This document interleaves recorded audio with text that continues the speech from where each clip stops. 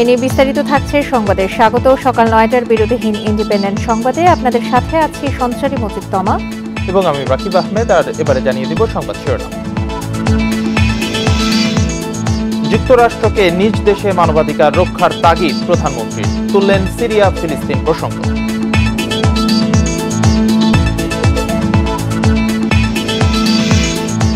বাংলাদেশের নির্বাচন নিয়ে নির্লজ্জ হস্তক্ষেপ দেখছে রাশিয়া, যুক্তরাষ্ট্র ইউরোপের ভূমিকার নিন্দা।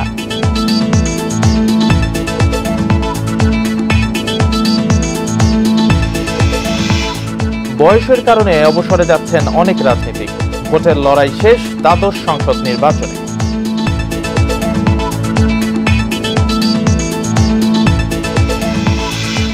শুনছিলেন প্রধান শিরোনাম। এছাড়া সংবাদে আরো যা থাকছে: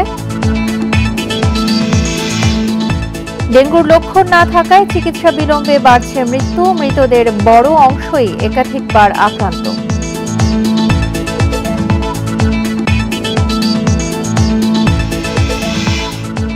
তামিমকে এখনো ওয়ানডে অধিনায়ক মানছেন বিসিবি বস, অবসরে দেখছেন নেতিবাচক প্রভাব।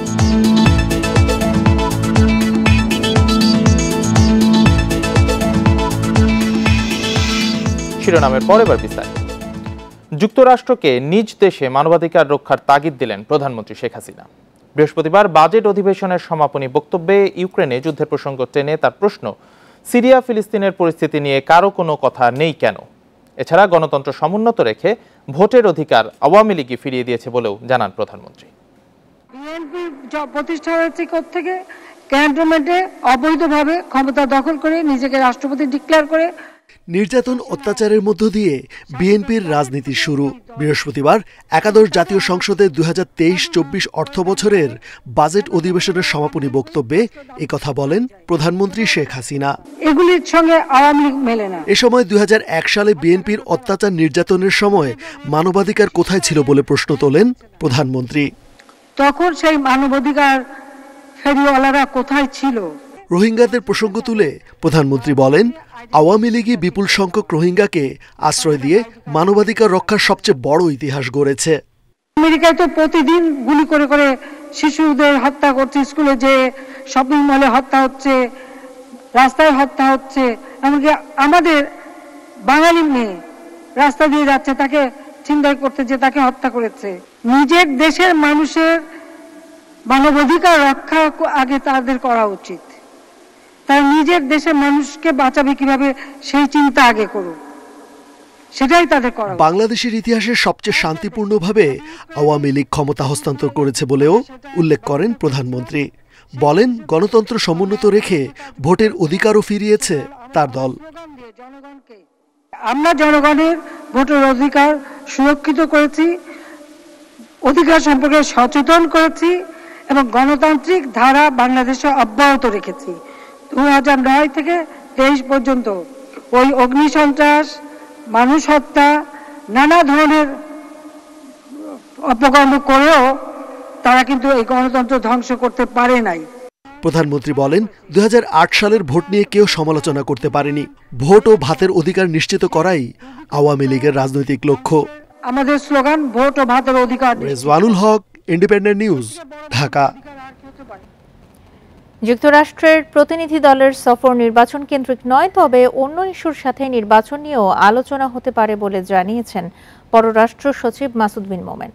বৃহস্পতিবার বিকেলে পররাষ্ট্র মন্ত্রণালয়ের সাপ্তাহিক ব্রিফিংয়ে তিনি আরও বলেন, ভারতের সচিব, মার্কিন প্রতিনিধি এবং ইইউ দলের সফর আলাদা এবং আগে থেকেই নির্ধারিত, তাই নির্বাচনের সাথে একে মেলানো ঠিক হবে না।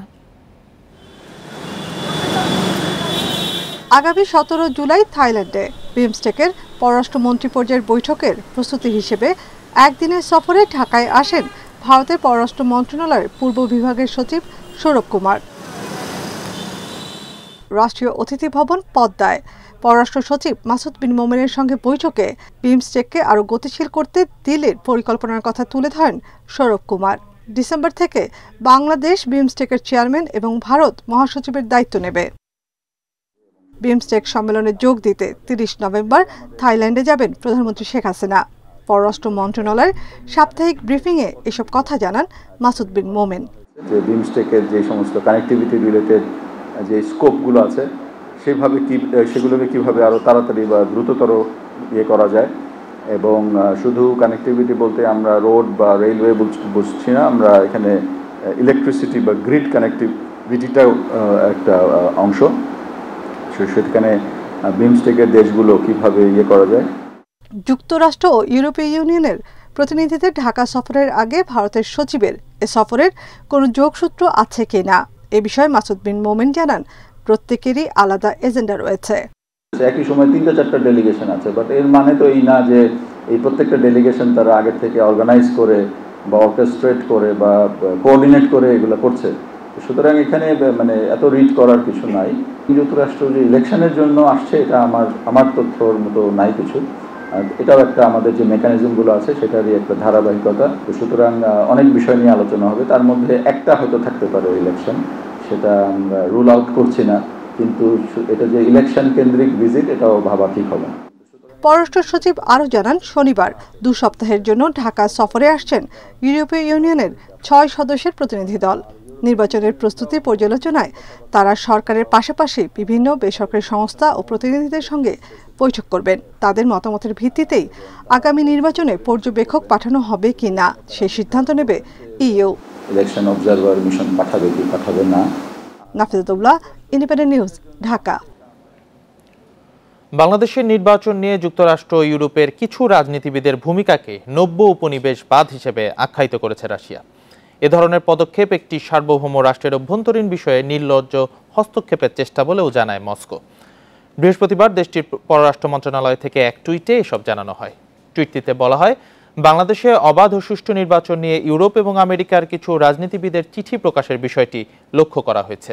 এটি হচ্ছে নব্য উপনিবেশবাদ এবং একটি স্বাধীন দেশে নির্লজ্জ হস্তক্ষেপের আরেকটি অপপ্রয়াস।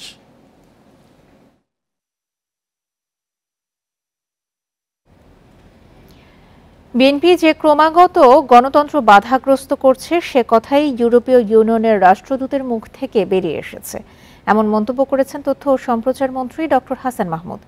বৃহস্পতিবার সচিবালয়ে এক অনুষ্ঠানে সাংবাদিকদের প্রশ্নের জবাবে এ কথা জানান তিনি। তথ্যমন্ত্রী বলেন, বিএনপি যাদের কাছে গিয়ে ধর্ণা দেন তাদের মধ্যে ইউরোপীয় ইউনিয়নের রাষ্ট্রদূত। গণতন্ত্রকে বাধাগ্রস্ত করে হরতাল, অবরোধ, জ্বালাও পোড়াও করা যাবে না বলে জানিয়েছেন, যা বিএনপির অপরাজনীতির ওপর বিরাট চপেটাঘাত বলে মন্তব্য করেন তিনি। এ সময় তিনি বলেন, দ্রব্যমূল্য নিয়ে কিছু ব্যবসায়ী কারসাজি করছে এ কথা স্বীকার করে তাদের বিরুদ্ধে কঠোর পদক্ষেপ নেওয়ার হুঁশিয়ারি দেন।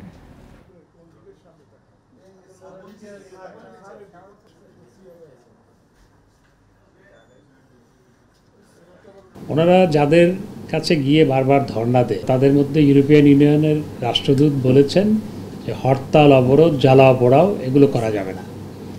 তো এগুলো গণতন্ত্রকে বাধাগ্রস্ত করে। তারা যে ক্রমাগতভাবে গণতন্ত্রকে বাধাগ্রস্ত করেছে সেই কথাটি ইউরোপিয়ান ইউনিয়নের রাষ্ট্রদূতের মুখ থেকে বেরিয়ে এসছে। নিরপেক্ষ সরকারের অধীনে নির্বাচনের ঘোষণা ছাড়া সরকারের সঙ্গে সংলাপে বসবে না বিএনপি, একথা জানিয়েছেন দলটির মহাসচিব মির্জা ফখরুল ইসলাম আলমগীর। বৃহস্পতিবার বিকেলে 12 দলীয় জোটের সঙ্গে বৈঠক শেষে একথা জানান তিনি। গুলশানে বিএনপি চেয়ারপারসন খালেদা জিয়ার রাজনৈতিক কার্যালয়ে 12 দলীয় জোটের সঙ্গে বৈঠক করেন মির্জা ফখরুল। এ সময় সরকার বিরোধী আন্দোলনের রূপরেখা ও আগামী নির্বাচন নিয়ে আলোচনা হয়। বৈঠক শেষে বিএনপি মহাসচিব বলেন, চলমান রাজনৈতিক সংকট সমাধানের জন্য সমমনা জোটের দলগুলোর সঙ্গে আলোচনা হয়েছে। বর্তমান সরকারের অধীনে কোনো নির্বাচন জনগণ গ্রহণ করবে না বলেও মন্তব্য করেন বিএনপি মহাসচিব।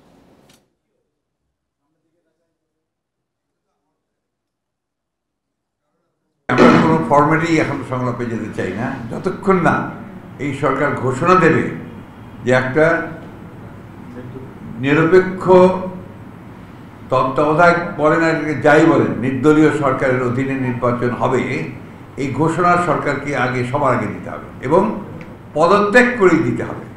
এই ব্যাপার ছাড়া কোনো সংলাপের প্রশ্নই উঠবে না। দেশের স্বাধীনতা সংগ্রাম সহ নানা পট পরিবর্তনে নেতৃত্ব দেওয়া রাজনীতিবিদদের জন্য আগামী দ্বাদশ সংসদ নির্বাচনে হতে পারে শেষ ভোট। বয়স 70 পেরোনো এই প্রবীণ নেতাদের অনেকেরই এর পরে রাজনীতিতে সক্রিয় থাকা কঠিন হবে বলছেন বিশ্লেষকরা। রাজনীতির মাঠ থেকে অভিজ্ঞ নেতাদের বিদায়ে নতুন মেরুকরণও ঘটতে পারে বলছেন তারা। দেশের স্বাধীনতা সংগ্রাম ও ৭০-৮০ দশক থেকে রাজনীতিতে সক্রিয় নেতাদের একটি বড় অংশের বয়স এখন ৭০ থেকে ৮০-র কোঠায়। বিভিন্ন দলের নীতি নির্ধারকের ভূমিকায় থাকা এসব রাজনীতিবিদরা জনগণের কাছেও পরিচিত মুখ।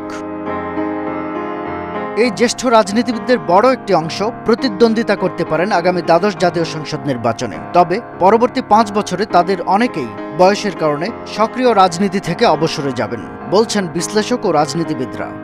যে যারা সিনিয়র লিডার, যারা 70+ হয়ে গেছে, তারা সবাই সাকসেশনের জন্য কাজ করে যাচ্ছে এবং সিনিয়রদের সংখ্যা কমে যাচ্ছে এবং মিড লেভেলের লিডাররা এগিয়ে আসছে। এটাই কিন্তু ওয়ে অফ নেচার। হ্যাঁ, ঠিকই, রাজনীতিতে অনেক লোক বয়সের কারণে রাজনীতি থেকে হারিয়ে যায়, এটা অত্যন্ত স্বাভাবিক একটি বিষয়, এটা মেনে নিতেই হবে। জনগণের সাথে এত ওতপ্রোতভাবে জড়িত রাজনীতি, তো জনগণ কাউকে না কাউকে বেছে নেবে। প্রবীণ নেতাদের সক্রিয় রাজনীতি থেকে বিদায়ের মধ্য দিয়ে রাজনীতিতে এক ধরনের পট পরিবর্তন হতে পারে বলছেন বিশ্লেষকরা। তবে রাজনৈতিক শূন্যতার আশঙ্কা নাকচ করে তারা বলছেন এর মাধ্যমে নতুন যুগে প্রবেশ করবে দেশের রাজনীতি। আমাদের নেত্রীর উপরেই আমরা নির্ভর করি, তো একটা দিক নির্দেশনাটা টের পাই। The old must make way for the new, এটাই হচ্ছে নেত্রীর সিদ্ধান্ত, অ্যান্ড দিস ইনক্লুডস এভরিবডি। রাজনীতিতে শূন্যতা থাকবে বলে আমার মনে হয় না। পুরনোদের জায়গা নতুনরা দখল করে, অনেক সময় চেঞ্জেস ফর বেটার, অনেক সময় চেঞ্জেস ফর ওয়ার্স।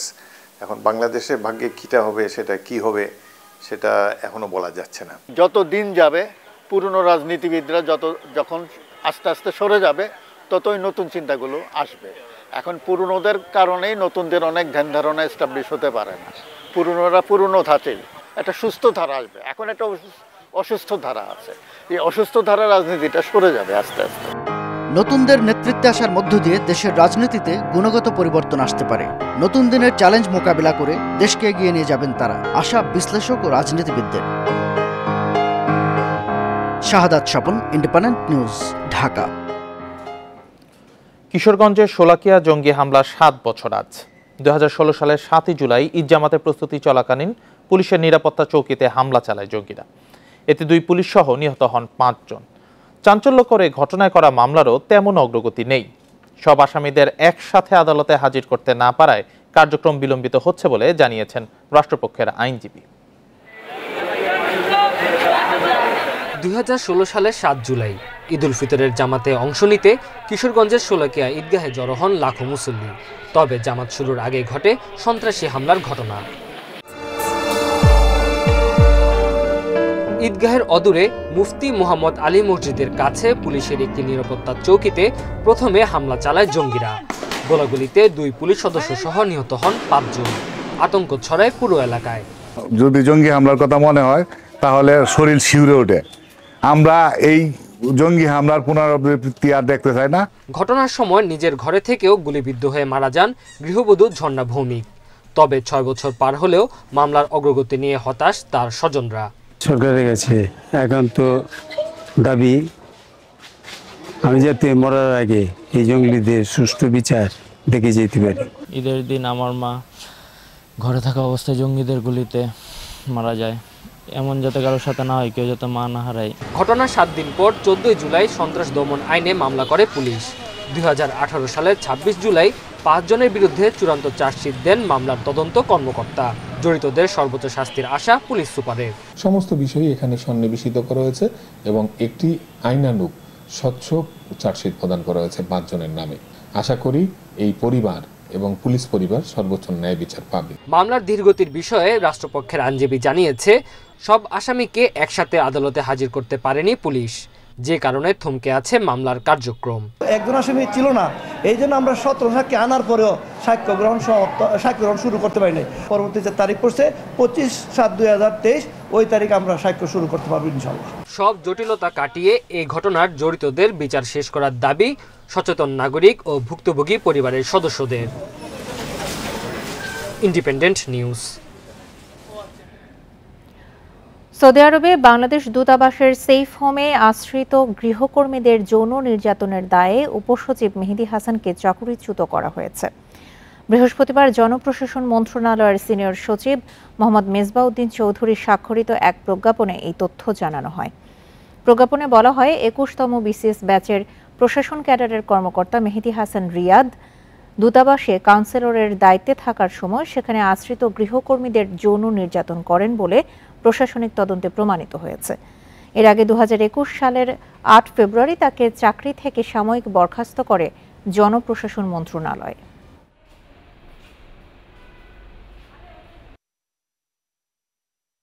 ডেঙ্গুর লক্ষণ না থাকায় আক্রান্ত অনেকে চিকিৎসা শুরু করতে দেরি হচ্ছে। এতে হাসপাতালে নিলেও চিকিৎসার জন্য যে সময় প্রয়োজন তা মিলছে না। স্বাস্থ্য অধিদপ্তর বলছে এবছর 78 ভাগের মৃত্যু হয়েছে হাসপাতালে নেয়ার 72 ঘন্টার মধ্যে। ডেঙ্গুতে মৃত্যু বাড়ার পেছনে দেরিতে চিকিৎসা শুরু আর একাধিকবার আক্রান্ত হওয়াকেই বড় কারণ বলছেন চিকিৎসকেরা।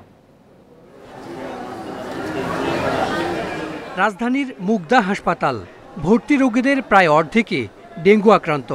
দেশের সবচেয়ে বেশি ডেঙ্গু রোগী ভর্তি আছেন এখানে। শুধু এই হাসপাতালেই চলতি বছর মারা গেছেন 20 জন। চিকিৎসকেরা বলছেন আক্রান্ত অনেকের জ্বর থাকছে না, কারো লক্ষণ শুধু পেটে ব্যথা, বমি কিংবা ডায়রিয়া। রক্তচাপও কমে যায় দ্রুত। লক্ষণ উপসর্গ ছাড়া রোগীদের চিকিৎসা দেরিতে শুরু হওয়ায় বাড়ছে জটিলতা। আর মারা যাওয়া রোগীদের বড় অংশ একাধিকবার ডেঙ্গু আক্রান্ত। একটি অর্গান যখন ফেল করে সঙ্গে অন্যান্য অর্গানগুলো ফেল করে, দেখা গেল তারা তো কিডনি কাজ করছে না, লিভার কাজ করছে না, হার্ট কাজ করছে না, ব্রেইন কাজ করছে না, মাল্টি অর্গান ডিসফাংশন বা মটস যাকে বলে, এই সিন্ড্রোমে যখন ভুগেন তখন তাকে ফেরানো কঠিন। এবং আমাদের এবারের যে ডেথ টল তার বিশাল একটি অংশ কিন্তু এই কমপ্লিকেটেড ডেঙ্গু সিন্ড্রোমেরই ফলশ্রুতি, যেটি অনেকেই রোগীরা অনেকে আফসোস করে বলেছে আমরা বুঝতেই পারিনি ডেঙ্গু আক্রান্ত। স্বাস্থ্য অধিদপ্তরের হিসেবে এবছর ডেঙ্গুতে গেল বৃহস্পতিবার পর্যন্ত মারা গেছেন 64 জন। 78 ভাগই মারা যান হাসপাতালে নেয়ার 72 ঘন্টার মধ্যে। জটিলতা এড়াতে সরকারি গাইডলাইন অনুযায়ী চিকিৎসার পরামর্শ স্বাস্থ্য বিভাগের। দ্রুত রোগ নির্ণয় করা, চিকিৎসকের পরামর্শ নেওয়া, পরামর্শ অনুযায়ী স্বাস্থ্যসেবা গ্রহণ করা এবং হাসপাতালে যাদের ভর্তি থেকে চিকিৎসা নেওয়া প্রয়োজন তাদের হাসপাতালে থেকেই চিকিৎসা যদি গ্রহণ করা সম্ভব হয় তাহলে ডেঙ্গুর যে রোগীর সংখ্যাধিক্য দেখছি আমরা, যে মৃত্যুর ঘটনাগুলো দেখছি এবং যে জটিলতাগুলো দেখছি সেগুলোকে হয়তো বহুলাংশেই কমিয়ে আনা সম্ভব। দেশে এবছর ডেঙ্গু শনাক্ত হয়েছে 11,000-এর বেশি মানুষের। এর মধ্যে জুনের শুরু থেকে এ পর্যন্ত শনাক্তের সংখ্যা 9,000-এর বেশি। Hasan Misbah, Independent News, Dhaka. চট্টগ্রামেও উদ্বেগজনক হয়ে উঠেছে ডেঙ্গু পরিস্থিতি। এ পর্যন্ত চিকিৎসাধীন অবস্থায় হাসপাতালে মারা গেছে 10 জন। এর অর্ধেকই শিশু। ডেঙ্গু প্রতিরোধ, চিকিৎসা অবহেলা এবং সচেতনতার অভাবে ঝুঁকি বাড়ছে বলে জানাচ্ছেন চিকিৎসকেরা। চট্টগ্রামে এই পর্যন্ত ডেঙ্গুতে আক্রান্ত হয়ে হাসপাতালে ভর্তি হয়েছেন 579 জন। এদের মধ্যে মারা গেছেন 10 জন, যার 5 জনই শিশু। সচেতনতার অভাবে শিশুরা আক্রান্ত হচ্ছে বেশি। তাছাড়া নিজেদের শারীরিক অবস্থা বর্ণনা করতে না পারায় পরিস্থিতি খারাপ হচ্ছে। এজন্য শিশুদের বিশেষ যত্নের পরামর্শ দিয়েছেন চিকিৎসকরা। বাচ্চার বেশি আক্রান্ত, তাদের রোগ প্রতিরোধ ক্ষমতাটা কম এবং বাচ্চাদের তারা কাপড় চোপড় তারা খুব হালকা কাপড় চোপড় পরে এবং তারা পায়ে ফুল বডি কাপড় পরে না, সেই জন্য বাচ্চারা বেশি আক্রান্ত হচ্ছে। গত বছর 5,500 আক্রান্তের মধ্যে মারা গিয়েছিল 41 জন। এবার বর্ষার শুরুতেই ডেঙ্গু আক্রান্তের সংখ্যা চিন্তায় ফেলেছে জনস্বাস্থ্য বিশেষজ্ঞদের। ডেঙ্গু রোগীর চিকিৎসার ক্ষেত্রে আমরা যেটা করে থাকি সেটা হচ্ছে রোগীকে আমরা তরল জাতীয় খাবার অথবা আইভি ফ্লুইড দিয়ে থাকি এবং এবারেও পর্যাপ্ত ফ্লুইড আমাদের মজুদ আছে, স্যালাইন মজুদ আছে। এছাড়াও ডেঙ্গু রোগীর জন্য আমরা আলাদা কর্নার করেছি এবং একটা রেজিস্ট্রি খাতা মেনটেন করছি যে এই রোগীটাকে 3 সময়ে ফলো আপ করা। ডেঙ্গু আক্রান্ত রোগীদের শেষ মুহূর্তে আনায় বেশিরভাগেরই প্রাণ বাঁচানো কঠিন হয়ে পড়ে। এই অবস্থায় যে কোনো লক্ষণ দেখলেই দ্রুত রোগীকে হাসপাতালে নেয়ার পরামর্শ দিয়েছেন কর্তৃপক্ষ। স্পেসিফিক চিকিৎসা এখনও আবিষ্কার হয়নি এবং আমরা সিমটোম্যাটিক ট্রিটমেন্ট দিই এবং রোগীকে সেভাবে আমরা বাঁচানোর চেষ্টা করি। আর যখনই তাদের এই সিমটমগুলো দেখা দিবে তারা যেন এটা টেস্ট করে এবং টেস্ট করে তারা যেন সাথে সাথে হাসপাতালে এসে বা যে কোনো চিকিৎসকের শরণাপন্ন হয়। চট্টগ্রাম মেডিকেল কলেজ হাসপাতাল ছাড়াও জেনারেল হাসপাতালে ডেঙ্গু রোগীদের জন্য আলাদা চিকিৎসার ব্যবস্থা করা হয়েছে। অনুপম শীল, ইন্ডিপেন্ডেন্ট নিউজ, চট্টগ্রাম। ডেঙ্গু পরিস্থিতি নিয়ে আরো জানাতে চট্টগ্রাম থেকে যোগ দিচ্ছেন আমাদের সহকর্মী অনুপম শীল। অনুপম, চট্টগ্রামে এই মুহূর্তে ডেঙ্গু পরিস্থিতির কি অবস্থা, যেহেতু লক্ষণ আগে থেকে দেখা যাচ্ছে না এবং মশাও যে কোনো পরিবেশে মানিয়ে নিচ্ছে, সেক্ষেত্রে ডেঙ্গু পরিস্থিতি আরো ভয়াবহ হয়ে উঠছে। সেক্ষেত্রে প্রশাসনিক কি উদ্যোগ রয়েছে, আর আরেকটি বিষয় জানাবেন, সেই উদ্যোগ কি যথেষ্ট কিনা?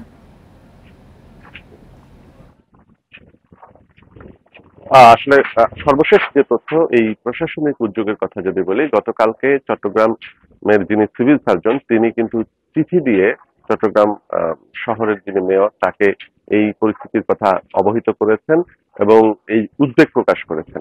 যেহেতু ডেঙ্গু পরিস্থিতি বা ডেঙ্গু এই রোগটি প্রতিরোধ করাটা অনেক বেশি যৌক্তিক বলে এই জনস্বাস্থ্য বিশেষজ্ঞরা বলছেন, সেক্ষেত্রে ডেঙ্গু প্রতিরোধের প্রথম যে ধাপ সেটি হচ্ছে বিভিন্ন জায়গায় যে এডিস মশার লার্ভাগুলো ধ্বংস করা, পাশাপাশি এডিস মশা যাতে বিস্তার লাভ না করতে পারে সেই বিষয়গুলো দেখা। এবং সেই প্রেক্ষাপটে আমরা দেখছি যে চট্টগ্রাম সিটি কর্পোরেশনের এই মশা কেন্দ্রিক যে অভিযান সেটি খুব বেশি যে একেবারে যথেষ্ট সেটি বলা যাবে না। গত সময়ে আমাদের আসলে খুব রাস্তাঘাটে মশক নিধন যে কার্যক্রম সেটি খুব বেশি চোখে পড়ে না নগরবাসীর। গতকালকে চট্টগ্রাম সিটি কর্পোরেশনের একটি ভ্রাম্যমাণ আদালত বেরিয়েছিল, 8টি ভবনে তারা অভিযান চালিয়েছে। আমরা দেখছি 43,000 টাকা জরিমানা করা হয়েছে এবং 8টা ভবনেই কিন্তু এডিস মশার লার্ভা পাওয়া গেছে। অর্থাৎ পুরো শহরে এখন যেহেতু বৃষ্টির কারণে বিভিন্ন জায়গায় স্থির অবস্থায় পানি আটকে আছে, বিভিন্ন জায়গায় ঘরের ছাদে, টবে, বিভিন্ন স্থানে, সেখানে আসলে এডিস মশার এই লার্ভা বিস্তার লাভ করছে। এবং সেই প্রেক্ষাপটে সিটি কর্পোরেশন যতটা কার্যকরী ভূমিকা রাখার কথা ছিল ঠিক ততটা রাখতে পারছে না বা রাখছে না বলে মনে করছে এখানকার নগরবাসী। আরেকটি তথ্য জানাতে চাই যে মশক নিধনকে ঘিরে চট্টগ্রাম সিটি কর্পোরেশন গত বছর তারা যে ঔষধ ব্যবহার করে সেই ওষুধের কার্যকারিতা কতটা চালু আছে সেটির জন্য তারা চট্টগ্রাম বিশ্ববিদ্যালয় এবং চট্টগ্রামের বিভিন্ন পাবলিক বিশ্ববিদ্যালয়ের শিক্ষকদের নিয়ে, গবেষকদের নিয়ে একটি সেল গঠন করেছিল।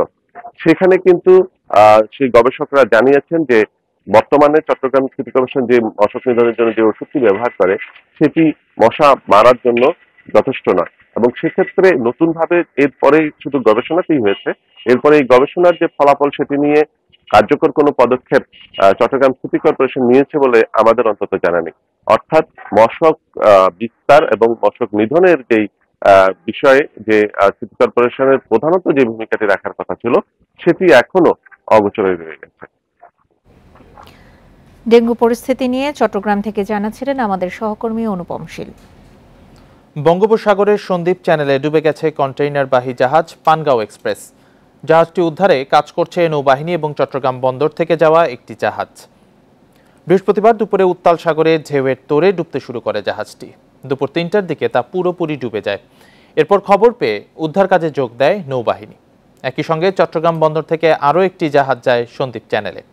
পানগাঁও এক্সপ্রেসে থাকা 12 জন নাবিক এবং BIWT এর 2 জন কর্মচারীকে অন্য একটি নৌকায় তুলে বাঁচানো গেছে। জাহাজটিতে 94টি কন্টেইনার রয়েছে। এটি পরিচালনার দায়িত্বে রয়েছে Sea Glory Shipping Agency. Chattogram বন্দর থেকে কন্টেইনার নিয়ে সেটি ঢাকার কেরানীগঞ্জের পানগাঁও বন্দরে যাচ্ছিল।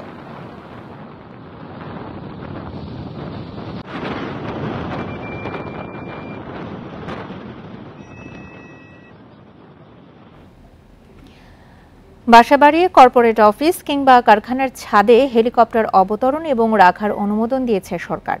এজন্য মানতে হবে নিজস্ব জায়গা, প্রতিরক্ষা মন্ত্রণালয়ের ছাড়পত্র নেওয়া সহ 11 শর্ত। অর্থনৈতিক সংকটের কারণে সরকারের উদ্যোগে হেলিপোর্ট নির্মাণ প্রকল্প অনিশ্চয়তায় মধ্যে পড়ায় সরকার বেসরকারি খাতে এই অনুমোদন দেয় বলে জানা গেছে। দেশের প্রত্যন্ত এলাকা থেকে জরুরি রোগী পরিবহন, ব্যবসায়িক কাজসহ জরুরি প্রয়োজনে হেলিকপ্টারের ব্যবহার এখন বিলাসী কিছু নয়। সরকারি বিভিন্ন বাহিনীর হেলিকপ্টারের পাশাপাশি 10টি বেসরকারি প্রতিষ্ঠান 32টি হেলিকপ্টার ব্যবহার করা হচ্ছে এসব কাজে। তবে হেলিকপ্টার অবতরণ ও রক্ষণাবেক্ষণের উপযোগী হেলিপোর্ট সরকারি কিংবা বেসরকারি খাতে গড়ে ওঠেনি এখনো। এমন বাস্তবতায় বেসরকারি অপারেটরদের এ খাতে বিনিয়োগের সুযোগ দিয়েছে বেসামরিক বিমান পরিবহন ও পর্যটন মন্ত্রণালয়। আমাদেরকে সুবিধা করে দেওয়া যাতে করে আমরা আমাদের সেবাটা ভালো মতো দিতে পারি এবং এটাকে একটা রিজনেবল হিসেবে রাখা। এজন্য নীতিমালাও তৈরি করেছে সরকার। হেলিপোর্ট ও এলিভেটেড হেলিপোর্ট স্থাপন ও পরিচালনা বিধিমালা 2023 অনুযায়ী এ খাতে বেসরকারি উদ্যোক্তাদের জন্য 11টি শর্ত রাখা হয়েছে। এসব শর্ত পূরণ করলে ব্যক্তি কিংবা প্রতিষ্ঠানের মালিকানায় হেলিপ্যাড ও পোর্ট নির্মাণ করা যাবে, অবতরণ করানো এবং রক্ষণাবেক্ষণ করা যাবে হেলিকপ্টার। তবে এতে সিভিল এভিয়েশনের তদারকি না থাকলে সুযোগের অপব্যবহার হওয়ার শঙ্কা বিশ্লেষকদের। কিছু কিছু প্রাইভেট হেলিকপ্টার অপারেটর তারা নানা ধরনের অপব্যবহার হয়ে থাকে। সো কাজে এইটা তদারকি করবে কে? এটা সিভিল এভিয়েশন তদারকি করার দায়িত্ব। সরকার শাহজালাল আন্তর্জাতিক বিমানবন্দরের কাওলা এলাকায় এলিভেটেড হেলিপোর্ট ও হেলিপ্যাড তৈরির উদ্যোগ নিলেও আপাতত সেটি স্থগিত রাখা হয়েছে বলে জানান সিভিল এভিয়েশনের চেয়ারম্যান। বর্তমান পরিস্থিতিতে আমাদের সরকারি অর্থায়ন এটা করা সম্ভব হচ্ছে না, তা আমরা অপেক্ষা করছি যে কোনো যদি বৈদেশিক অর্থায়ন অথবা অন্য কোনো সংস্থা কর্তৃক অর্থায়ন পাওয়া যায় তাহলে কাজটা করব। দেশের পরিত্যক্ত বিমানবন্দরগুলো সংস্কারের মাধ্যমে হেলিপোর্ট হিসেবে ব্যবহারের সুযোগ আছে বলেও জানান এভিয়েশন বিশেষজ্ঞরা। Sohel Rana, independent News, Dhaka. বিকেলে আগারগাঁও মতিঝিল রুটে শুরু হচ্ছে মেট্রো রেলের পরীক্ষামূলক চলাচল। এর উদ্বোধন করবেন সড়ক ও সেতুমন্ত্রী ওবায়দুল কাদের। এজন্য রাতভর নানা স্টেশনে ছিল কর্মব্যস্ততা। তারপরও অবশেষে মতিঝিল পর্যন্ত যাচ্ছে স্বপ্নের এই ট্রেন। তাতে সব কষ্ট ভুলে খুশি কর্মীরা। আগারগাঁও থেকে মতিঝিল মেট্রো রেলের স্টেশনগুলোতে ব্যস্ত কর্মীরা। বিকেল থেকে এই রুটে শুরু হবে পরীক্ষামূলক চলাচল। মূল কাজ আগেই শেষ, রাতে ছোটখাটো কাজকর্ম গুছিয়ে নিচ্ছেন কর্মীরা। তবে স্টেশনের কাজ এখনো বাকি। আনুষ্ঠানিকভাবে ট্রেন চলাচল শুরু হবে এবং ট্রায়ালটা যে শুরু হবে সেই উপলক্ষে আমাদের উপরে ইলেকট্রিক্যাল কিছু কাজকাম যেগুলো বাকি ছিল শেষ মুহূর্তে সেগুলো আজকে অলমোস্ট সব সম্পূর্ণ হয়ে গেছে। কিছু কাজ বাকি ছিল এলটি পাওয়ারের আর্থ কেবল, তো সেটা আমরা প্রাথমিকভাবে কমপ্লিট করছি। লম্বা সময় ধরে রাত দিন টানা কাজ করলেও ক্লান্তি নেই কর্মীদের। তাদের শ্রমে নির্মিত এই লাইন ধরে মতিঝিল পর্যন্ত চলবে মেট্রো রেল। এতে সাধারণের চেয়ে তাদের আনন্দের মাত্রাটা একটু বেশি। আমরা এই জায়গায় ফার্স্টে থেকে কাজ করতেছি, এই জায়গায় কাজ করার পরে ট্রেন যখন চলাচল করবে তখন আমাদের কাছে অবশ্যই ভালো লাগবে। আগারগাঁও আসছিল ওখানে মতিঝিলতে আসছে, এটা তো আমার আনন্দ পাচ্ছি, এটা আমার খুশির দিন না। ট্রেন চালু হচ্ছে এখানে আমাদের খুব ভালো লাগতেছে আর কি, দেখতে পারতেছি খুব ভালো লাগতেছে। আগারগাঁওয়ের পর বিজয় সরণি, ফার্মগেট, কারওয়ান বাজার, শাহবাগ, টিএসসি, সচিবালয় ও মতিঝিল এই 7 স্টেশনের 97% কাজ এরই মধ্যে শেষ। তবে লিফট, সিঁড়ি, ইলেকট্রিক গেট সহ স্টেশন ভেদে কিছু কাজ এখনো বাকি। এসব কাজ চলার পাশাপাশি 2-3 মাস পরীক্ষামূলক চলাচল করবে মেট্রো রেল। এরপর অক্টোবরে উত্তরা থেকে মতিঝিল পর্যন্ত শুরু হবে যাত্রী পরিবহন। Zahidul Bashar, Independent News, Dhaka.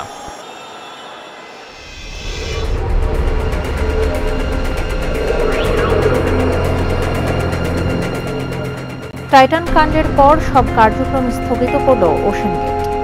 নিজস্ব ওয়েবসাইটে দেয়া ঘোষণায় অনুসন্ধান ও বাণিজ্যিক কার্যক্রম বন্ধের কথা জানিয়েছে তারা। টাইটানিকের ধ্বংসাবশেষ দেখতে 5 আরোহী নিয়ে আটলান্টিকের তলদেশে গিয়ে ধ্বংস হয়ে যায় ডুবোজানটি। মৃত্যু হয় সবার। পরে 4 দিনের অনুসন্ধানে মেলে ধ্বংসাবশেষ। এখন মার্কিন কোস্ট গার্ডের নেতৃত্বে চলছে তদন্ত।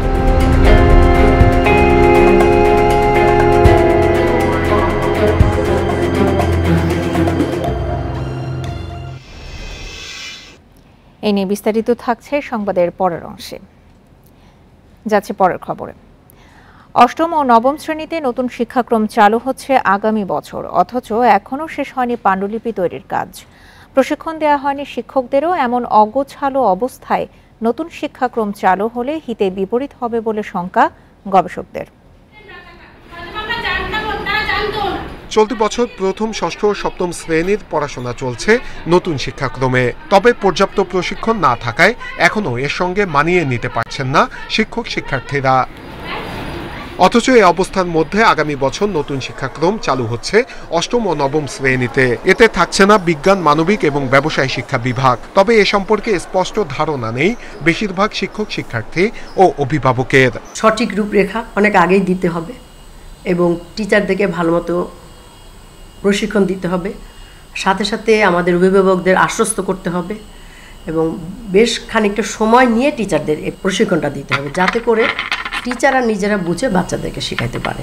এদিকে অষ্টম শ্রেণীর বই লেখার কাজ শেষ হলেও পুরো প্রস্তুত হয়নি পাণ্ডুলিপি। এখনো চলছে নবম শ্রেণীর বইয়ের কাজ। প্রশিক্ষণ পাননি শিক্ষকেরা। এ অবস্থায় শিক্ষা গবেষকেরা বলছেন, যথাযথ প্রস্তুতি ছাড়া নতুন শিক্ষাক্রম চালু হলে ক্ষতির মুখে পড়বে শিক্ষার্থী। যে সিদ্ধান্তটা নেওয়া হয়েছে এটা তড়িঘড়ি করা হয়েছে এবং যথাযথ প্রস্তুতি নেওয়া হয়নি। এখানে শিক্ষক, শিক্ষার্থী, অভিভাবক, স্কুল কিংবা কলেজের ইনফ্রাস্ট্রাকচার, কারিকুলাম, টেক্সট বুক, মূল্যায়ন পদ্ধতি সব কিছুকে আমাদের বিবেচনা আনা লাগবে। জবাবে এনসিটিবি বলছে, চলতি মাসের মধ্যেই পাণ্ডুলিপি তৈরি শেষ হবে। চলছে প্রশিক্ষণের প্রস্তুতিও। নতুন শিক্ষাক্রম এইরকম করার আগে আমরা ব্যাপকভাবে স্টেক হোল্ডারদের কাছে গিয়েছি। তাদের মতামতের ভিত্তিতেই কিন্তু আমরা এই সায়েন্স, কমার্স, আর্টস 9-10 থাকছে না, এটা কিন্তু একমুখী আমরা কিন্তু অনেকের বিজ্ঞজনদের মতামতের ভিত্তিতেই করেছি। গত বছরও পাণ্ডুলিপি লেখার কাজ হয়েছিল একদম শেষ সময়ে। নতুন শিক্ষাক্রমের বইয়ে সে কারণে ভুলের সংখ্যা বেশি ছিল বলেও মনে করছেন গবেষকরা। নূরে আলম, ইন্ডিপেন্ডেন্ট নিউজ, ঢাকা। আমদানির পর কিছুটা কমলেও রাজধানীর বাজারে কাঁচামরিচের দাম এখনো বাড়তি। দাম বেড়েছে পেঁয়াজ, আলুরও। নিত্যপণ্যের বাজার নিয়ে জানাতে এবার ঢাকা ও বগুড়া থেকে যোগ দিচ্ছেন সহকর্মীরা। শুরুতেই রাজধানীর কারওয়ান বাজার থেকে যোগ দিচ্ছেন সহকর্মী আমিরুল ইসলাম। আমিরুল, মরিচের দামের এখন এত ঊর্ধ্বমুখী হওয়ার কারণ কি, এবং বাজারে আলুর দামও বেড়েছে, পেঁয়াজের দামও বেড়েছে, সার্বিক পরিস্থিতি আমাদের জানাবেন।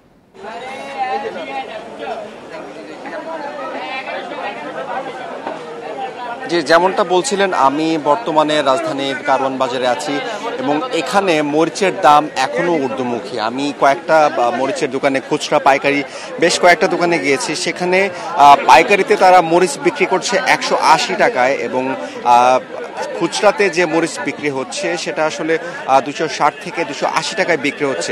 দেশি মরিচের দামটা একটু কম থাকলেও দেখা যাচ্ছে যে আসলে ইন্ডিয়া থেকে যে মরিচ আমদানি করা হয়েছে সেটা এখনো 280 টাকায় আছে।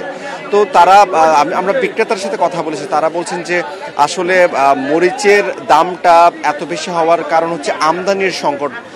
আমদানির যে সংকটটা বর্তমানে রাজধানীতে রয়েছে, তারা বলছেন যে আমদানি করা যে মরিচটা রাজধানীতে আসার কথা ছিল সেটা খুব কম পরিমাণে এসেছে, সেই জন্য মরিচের সংকটের কারণে এই দামটা আবার বৃদ্ধি পেয়েছে। এখন ক্রেতারা আবার উল্টা কথা বলছেন, তারা বলছেন যে আসলে এটা সিন্ডিকেটের মাধ্যমে নিয়ন্ত্রণ করা হচ্ছে, কারণ ঈদের পরপর যে দামটা 600-700 টাকায় বেড়েছে সেটা আমদানির খবরে একদম নেমে গিয়েছিল, এখন আবার হুট করে বেড়ে গিয়েছে। তো তারা বলছেন এখানে আসলে সিন্ডিকেটের ব্যাপারটাই বেশি আছে। আর আমরা ইতিমধ্যেই জানি যে আসলে ভোক্তা অধিদপ্তরের একটা অভিযান চলছিল, সেখানে প্রায় 90টি প্রতিষ্ঠানকে তারা 6 লাখ টাকার মতো জরিমানা করেছে।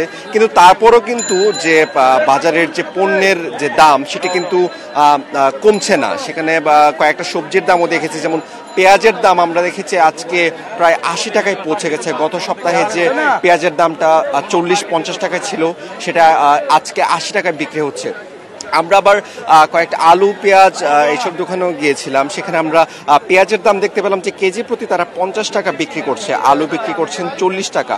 তো তাদের সাথেও কথা বলেছি, তারা বলছেন যে কয়েকটা পণ্যের দাম বেড়েছে, সবজির দামও বেড়েছে, কিন্তু সেগুলো আবার দিনের সাথে সাথে আবার কমে যাবে। কিন্তু মরিচের দাম সেটা কিন্তু কমছে না, সেটা এখনো স্থায়ী আছে, এখনো 300 টাকার মধ্যেই আছে। তো তারা বলছেন যে মরিচের দামটা আবার কমতে শুরু করবে। ভোক্তা অধিদপ্তররা যে অভিযান শুরু করেছেন তার মাধ্যমে আসলে কমা শুরু করবে, কিন্তু ক্রেতারা কিন্তু এখনো সেই ব্যাপারে সন্তুষ্ট না, কারণ তারা এখনো মরিচ কিনতে হিমশিম খাচ্ছেন, এখনো তারা কম পরিমাণে মরিচ নিচ্ছেন। তারা বলছেন যে মানে মরিচের দাম এত বেশি হওয়াতে তারা কিন্তু বেশি পরিমাণে নিতে চাচ্ছেন না, তারা অল্প। জি আমিরুল, আপনি আমাদের সাথেই থাকুন। এই মুহূর্তে আরো জানাতে বগুড়া থেকে যোগ দিচ্ছেন সহকর্মী জজিব হোসেন।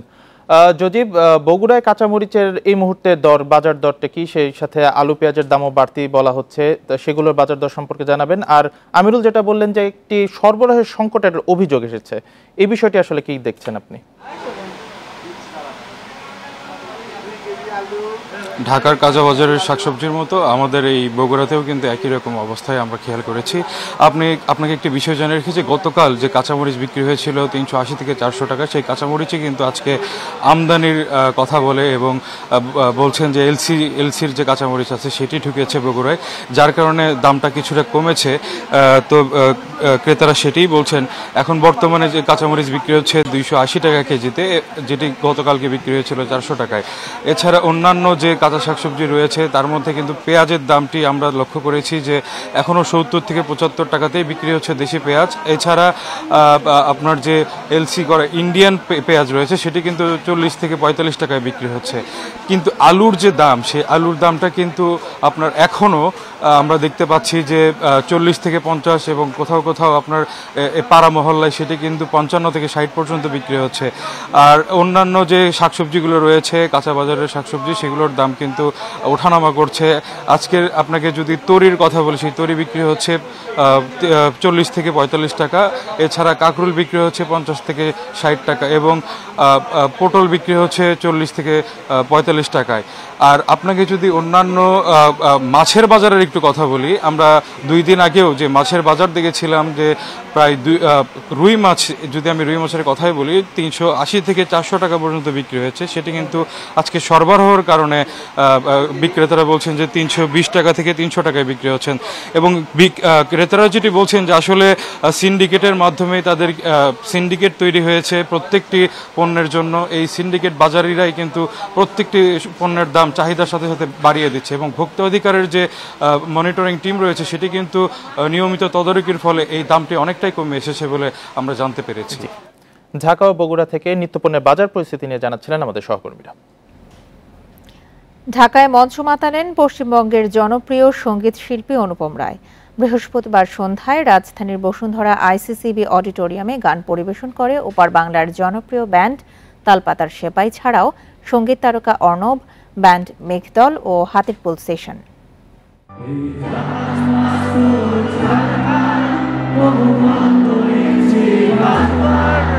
সুরের জাদুতে এভাবেই মঞ্চে হাজারো দর্শক শ্রোতার মন জয় করে নিলেন ওপার বাংলার জনপ্রিয় সঙ্গীতশিল্পী অনুপম রায়। তার গাওয়া একের পর এক গানের মূর্ছনায় ভরে ওঠে ইন্টারন্যাশনাল কনভেনশন সিটি বসুন্ধরা আইসিসিবির 4 নম্বর অডিটোরিয়াম। অর্ণব আমার খুব পছন্দের একজন সিঙ্গার, তারপর অনুপম রায় এসেছেন দেশে। গেছে অনুপম রায়, অর্ণব, তাদের গান শুনে বলতে গেলে বড়ই হয়েছি তাদের গান শুনে। আর তার সাথে তো মেঘদল অবশ্যই। অনুপম রায়ের জন্য আসছি আজকে, অনুপম রায়ের গান আমাদের খুব ভালো লাগে। এর আগে গান পরিবেশন করে পশ্চিমবঙ্গের জনপ্রিয় ব্যান্ড দল তালপাতার সেপাই। কনসার্ট শুরু হয় সাম্প্রতিক সময়ে সাড়া জাগানো দেশীয় ব্যান্ড দল হাতির পুল সেশনসের গান দিয়ে। এরপর মঞ্চে ওঠেন জনপ্রিয় ব্যান্ড মেঘদল। অবশ্যই অনুপম রায়ের কথা বলবো এবং তালপাতার সেপাই আমার মোস্ট ফেভারিট। দুই বাংলার মিশ্রণে খুব একটা কনসার্ট আসলে বাংলাদেশে হয় না, যে কারণে আসলে এই কনসার্টটা দেখতে আসা। সবার গানই শুনি, হাতির পুল সেশন, মেঘদল। মেইনলি আসছি আমি অর্ণবের জন্য, অনুপম রায়ের জন্য। কানায় কানায় পূর্ণ অডিটোরিয়ামে বিপুল উৎসাহে গলা মেলান হাজারো দর্শক। সঙ্গীত তারকা সায়ান চৌধুরী অর্ণবের পরিবেশনা দিয়ে শেষ হয় দুই বাংলার শিল্পীদের অংশগ্রহণে এই সঙ্গীতায়োজন।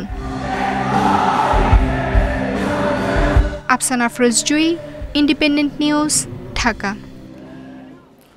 বেলারুশ নয়, রাশিয়াতেই আছেন ওয়াগনার প্রধান প্রিগোজিন। মিনস্কে সাংবাদিকদের এমনটাই জানিয়েছেন বেলারুশের প্রেসিডেন্ট লুকাশেঙ্কো। এদিকে প্রিগোজিনের অবস্থান পর্যবেক্ষণ করা হচ্ছে না বলে সাফ জানিয়েছেন ক্রেমলিন মুখপাত্র দিমিত্রি পেসকভ।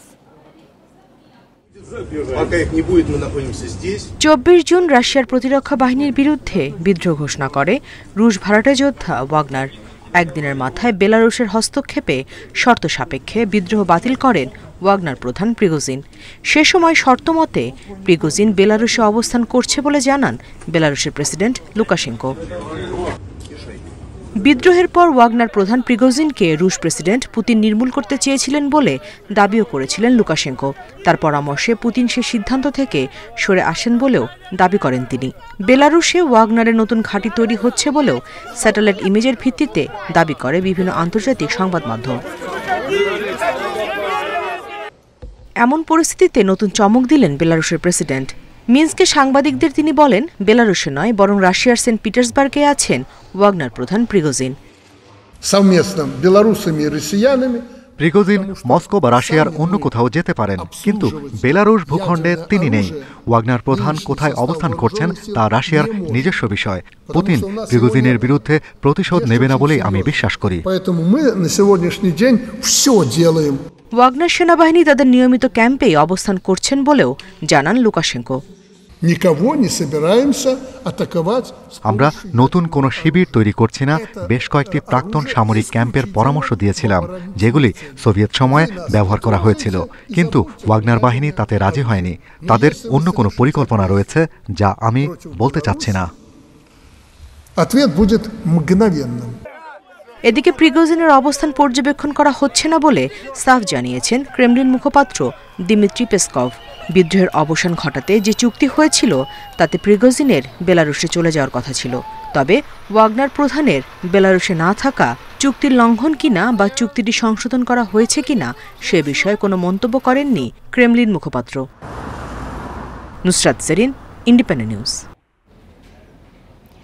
সিরিয়ার সাথে যৌথ মহড়া শুরু করেছে রাশিয়া। সিরিয়ার আকাশসীমা নিয়ন্ত্রণ ও মধ্যপ্রাচ্যের দেশটিতে রুশ বিমান প্রতিরক্ষা ব্যবস্থার দক্ষতা যাচাই করতেই এই সামরিক মহড়া বলে জানিয়েছে রুশ প্রতিরক্ষা মন্ত্রণালয়। চলতি মাসের মাঝামাঝি পর্যন্ত এই মহড়া চলবে বলে জানানো হয়েছে। 2015 সাল থেকেই সিরিয়ায় অবস্থান করছে রাশিয়ার সামরিক বিমান বাহিনী। সিরিয়ার সরকার বিরোধী সশস্ত্র গোষ্ঠীগুলোকে দমন করতেই দেশটির অনুরোধে সেনাবাহিনীর সদস্যদের পাঠায় মস্কো। এমনকি রুশ বাহিনীর সহায়তায় সিরিয়ার বেশ কিছু অংশে নিয়ন্ত্রণ পুনরুদ্ধার করতে সক্ষম হয় সিরীয় সেনাবাহিনী। তবে শুরু থেকেই সিরিয়ার সরকার বিরোধীদের সমর্থন জানিয়ে আসছে যুক্তরাষ্ট্র। এমনকি সিরীয় সরকারের বিরুদ্ধে গিয়ে দেশটিতে একটি সামরিক ঘাঁটি গড়ে ওয়াশিংটন। ভূমধ্যসাগর পেরিয়ে স্পেনে ঢুকতে গিয়ে এবছর অন্তত 1000 অভিবাসন প্রত্যাশীর মৃত্যু হয়েছে। এদের মধ্যে অর্ধশতই শিশু। অভিবাসীদের নিয়ে কাজ করা পর্যবেক্ষণকারী সংস্থা কামিনান দ্য ফ্রন্টেরাস এই তথ্য দিয়েছে। তাদের প্রতিবেদন বলছে, এবছর জানুয়ারি থেকে জুন পর্যন্ত অভিবাসন প্রত্যাশীদের এই প্রাণহানি হয়েছে। প্রতিদিন গড়ে প্রাণ গেছে 5 জন অভিবাসন প্রত্যাশীর। নিহতরা 14টি দেশের বাসিন্দা, এর বেশিরভাগই আফ্রিকার দেশ। 4টি পথ ব্যবহার করে অভিবাসন প্রত্যাশীরা স্পেনে প্রবেশের চেষ্টা করেন বলে জানিয়েছে সংস্থাটি। ভূমধ্যসাগর পাড়ি দিয়ে স্পেনের উপকূলে আসার সময় অভিবাসন প্রত্যাশীদের বহনকারী 19টি নৌকা নিখোঁজ হয়েছে বলেও জানানো হয় প্রতিবেদনে। মেটার নতুন সামাজিক যোগাযোগ মাধ্যম থ্রেডস চালুর প্রথম 7 ঘন্টায় 1 কোটি ব্যবহারকারী এতে সাইন ইন করেছেন।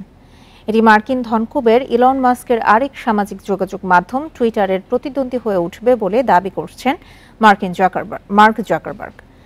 বুধবার আনুষ্ঠানিকভাবে থ্রেডস চালু করে টেক জায়ান্ট মেটা। অ্যাপটিতে রয়েছে টুইটারের মতো অনেক ফিচার। এছাড়া মেটার আরেক সামাজিক যোগাযোগ মাধ্যম ইনস্টাগ্রামের সাথে যুক্ত করা হয়েছে থ্রেডসকে। ফলে ইনস্টাগ্রাম অ্যাকাউন্ট ব্যবহার করে লগ ইন করা যাবে থ্রেডসে। তবে গোপনীয়তার প্রশ্নে এখনও অ্যাপটি ব্যবহারের অনুমতি দেওয়া হয়নি ইইউভুক্ত দেশগুলোতে। তামিমের অবসরের সিদ্ধান্ত গৃহীত হয়নি বিসিবির জরুরি সভায়। ওডিআই অধিনায়কের সিদ্ধান্ত পরিবর্তনের অপেক্ষায় বিসিবি সভাপতি নাজমুল হাসান পাপন। বিশ্বকাপের আগে তামিম অবসর নিয়ে দলের উপর নেতিবাচক প্রভাব ফেলবে বলে মন্তব্য তার। তামিম সিদ্ধান্তে অনড় থাকলে আফগানিস্তান সিরিজের বাকি 2 ওয়ানডেতে অধিনায়কত্ব করবেন Liton Das. Yesterday against Afghanistan was my last international game. I am retiring from international cricket effecting right now. তামিমের আকস্মিক অবসরের সিদ্ধান্তে বেকায়দায় বিসিবি। বোর্ড সভাপতির জরুরি সংবাদ সম্মেলন উৎকণ্ঠা বাড়িয়েছে। তামিমের অবসর প্রসঙ্গে নতুন কোনো নাটকীয়তা কি আসছে? দীর্ঘ বৈঠকের পর গণমাধ্যমের সামনে এলেন বিসিবি সভাপতি, খোলাসা করলেন বোর্ডের অবস্থান।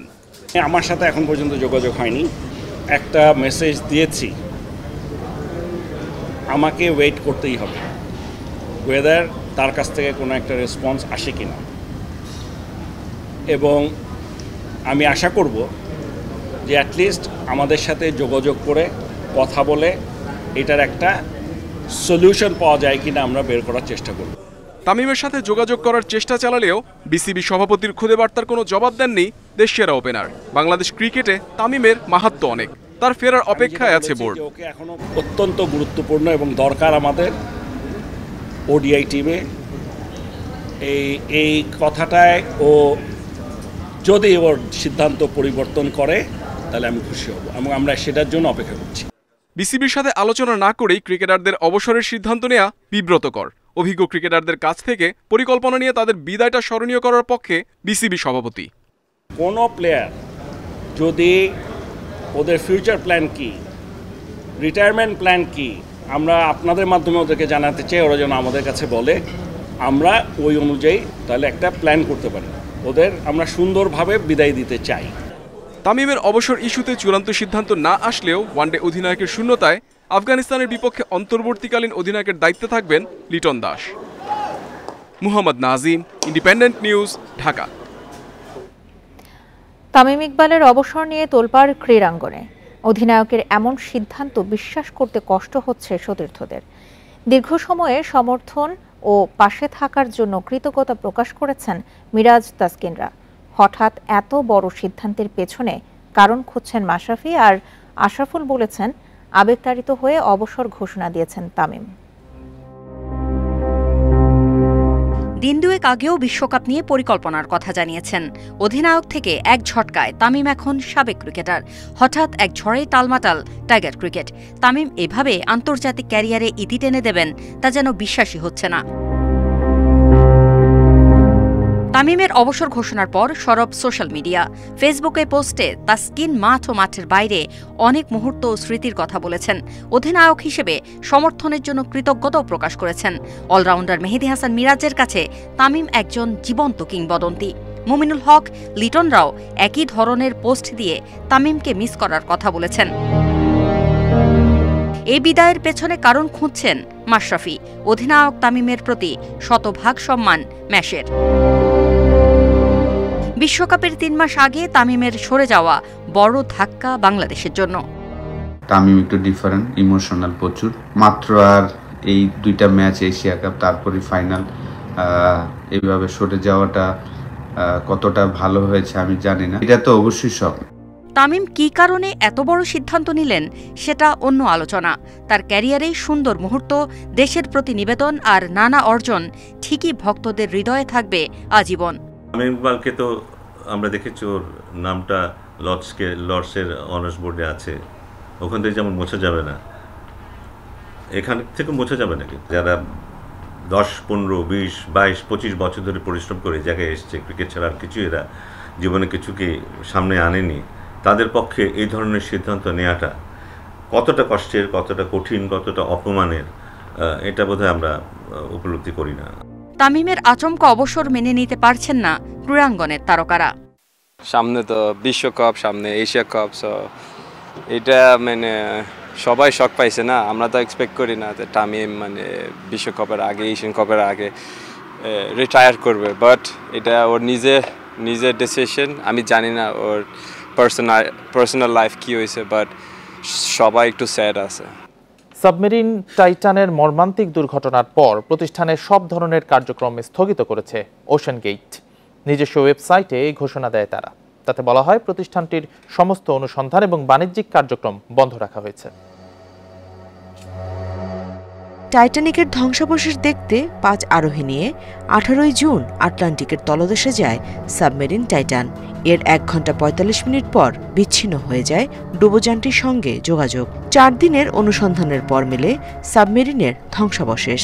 জানা যায় বিস্ফোরণের কবলে পড়ে মৃত্যু হয়েছে 5 আরোহীর সবার। সাবমেরিন টাইটান বিস্ফোরণের পর নির্মাতা প্রতিষ্ঠানের বিরুদ্ধে নানা অভিযোগ ওঠে। নিরাপত্তা ঝুঁকি থাকা সত্ত্বেও প্রতিষ্ঠানটি চটকদার বিজ্ঞাপন দিয়ে পর্যটকদের আকৃষ্ট করত বলে দাবি করে বিভিন্ন সংবাদ মাধ্যম।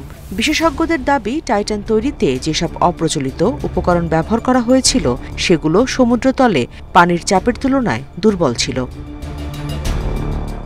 নানা অভিযোগের মধ্যে বৃহস্পতিবার সব ধরনের কার্যক্রম স্থগিতের ঘোষণা দিল টাইটানের মালিক ওশেন গেট। নিজস্ব ওয়েবসাইটে দেওয়া ঘোষণায় বলা হয় প্রতিষ্ঠানটির সমস্ত অনুসন্ধান এবং বাণিজ্যিক কার্যক্রম বন্ধ করা হয়েছে। সাবমেরিন বিস্ফোরণের কারণ জানতে মার্কিন কোস্টগার্ডের নেতৃত্বে চলছে তদন্ত। এর আগে উদ্ধারকৃত টাইটানের ধ্বংসাবশেষে নিহত পর্যটকদের দেহাবশেষ থাকতে পারে বলে জানায় মার্কিন কোস্টগার্ড।